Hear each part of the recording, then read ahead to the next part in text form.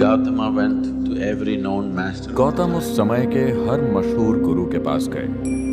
उनकी बौद्धिक क्षमता और ज्ञान पाने की लालसा इतनी तीव्र थी कि जो चीज समझने में बाकी लोगों को सालों लग जाते थे वो कुछ हफ्तों में ही सीख लेते थे। समाधि की 8 अवस्थाएं होती हैं। गौतम ने उन सभी अवस्थाओं को प्राप्त कर लिया था, मगर फिर भी वो जानते थे कि ये जीवन की संपूर्णता नहीं है। उनके अंदर अब भी ज्ञान पाने की तीव्र इच्छा थी। जब सारे उपाय बेकार हो गए तो उन्होंने अंतिम मार्ग का सहारा लिया, जिसे समाना कहते हैं। समाना साधकों के जीवन के सबसे मूलभूत पहलुओं में से एक ये है कि वो कभी भोजन नहीं मांगते, बस चलते रहते हैं। गौतम ने इस मार्ग को इतनी कठोरता से अपनाया कि वो उस दिशा में नहीं जाते थे जिधर भोजन मिलने की संभावना होती थी। वो बस सीधा चलते थे। इस प्रक्रिया में उन्होंने अपने शरीर को इतना नष्ट कर लिया, वो इतने कमजोर हो गए कि वो बस हड्डियों का ढांचा बनकर रह गए। वो कभी भोजन की तलाश में नहीं जाते थे। उन्हें जब भोजन दिया जाता था तभी खाते थे। एक दिन वो नीरांजना नदी के तट पर पहुंचे, जो 2 फुट गहरी एक छोटी सी धारा थी और उसका प्रवाह थोड़ा तेज था। उन्होंने धारा को पार करने की कोशिश की।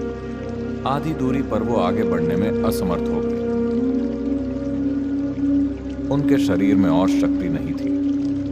वहां एक पेड़ की टूटी हुई टहनी थी, जिसे उन्होंने पकड़ लिया। पता नहीं वो कितनी देर तक वहां खड़े रहे।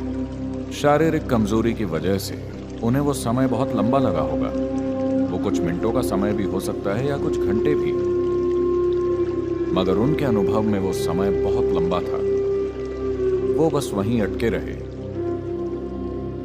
उनके अंदर अगला कदम उठाने की ताकत नहीं थी, मगर वो हार मानने वालों में से नहीं थे। अचानक उन्हें एहसास हुआ कि उनकी समस्या ये है कि वो आत्मज्ञान को पाने की कोशिश कर रहे हैं। वो आत्मज्ञान को खुद के साथ घटित होने नहीं दे रहे, वो उसे प्राप्त करने की कोशिश कर रहे हैं। वो एक असीम अनंत आयाम को पाने की कोशिश कर रहे हैं। फिर वो शून्य हो गए। अचानक उनके अंदर नदी पार करने के लिए कुछ कदम आगे बढ़ाने की ताकत आ गई। वो जाकर उस बोधि वृक्ष के नीचे बैठ गए। वहां बैठकर उन्होंने निश्चय किया, मैं यहीं बैठूंगा, या तो मैं आत्मज्ञान प्राप्त कर लूंगा या यहीं प्राण त्याग दूंगा। मैं यहां से नहीं उठूंगा। और वो बैठ गए। पूर्णिमा का चंद्र उग रहा था और उन्होंने परम ज्ञान प्राप्त किया और परमानंद की अवस्था में वहां बैठे रहे।